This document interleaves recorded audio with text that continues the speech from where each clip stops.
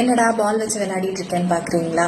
ஒரு சிலரோட லைஃப் இப்படி தான் போயிட்டு இருக்கு. திடீர்னு வந்து மேலே போகுது, திடீர்னு ரொம்ப கீழே போயிடுது, அப்படியே பவுன்ஸ் ஆகிக்கிட்டே இருக்கு. அதுக்கு என்ன காரணம்னு பார்த்தீங்கன்னா அவங்களோட எல்லா இம்பல்ஸுக்கும் அவங்க இடம் கொடுக்குறாங்க. அதுதான் அதுக்கு காரணமா இருக்கு.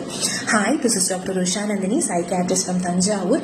இன்னைக்கு ஸ்டாய்கிசம் பிலாசபியில என்ன சொல்றாங்க அப்படின்னு பார்த்தீங்கன்னா ஸ்டடி யுவர் இம்பல்சஸ்ன்னு சொல்றாங்க. உங்களோட எல்லா இம்பல்ஸ், அதாவது ஒன்று எடுத்தோன்னே பண்ணணும்னு தோணுது இல்லையா, ஸோ எல்லாத்துக்கும் நீங்க இடம் கொடுத்தீங்க அப்படின்னா இந்த பால் மாதிரி நீங்க பவுன்ஸ் ஆகிக்கிட்டே இருக்கும். உங்களோட நாட்கள் சில சமயம் ரொம்ப அமேசிங்கா இருக்கும், இல்லையா ரொம்ப மோசமா ஆயிடும், ஒரு ஸ்டெடியாவே இருக்காது அப்படின்னு சொல்றாங்க. ஸோ உங்களோட எல்லா எண்ணங்களையும், எல்லா இம்பல்ஸையும், எல்லா இமோஷனையும் ஒரு ஃபில்டருக்குள்ள விட்டு கொண்டுட்டு வாங்க.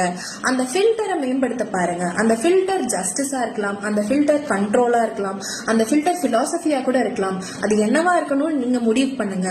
இது எனக்கு தேவையா இல்லையா, நாம இதை பண்ணணுமா வேண்டாமா அப்படின்னு ஒரு நிமிஷம் யோசிச்சுட்டு அதை பண்ணுங்க. எடுத்தோம் கவுத்தோம் பண்ணாதீங்க. அந்த ஒரு நிமிஷம் யோசிக்கிறதுல உங்களோட லைஃப் நல்லபடியா மாறும். இந்த ஏற்றத்தாழ்வு அப்படின்றது ஓரளவுக்கு சமநிலையா இருக்கும் அப்படின்னு சொல்றாங்க. இதை பத்தி யோசிச்சு பாருங்க.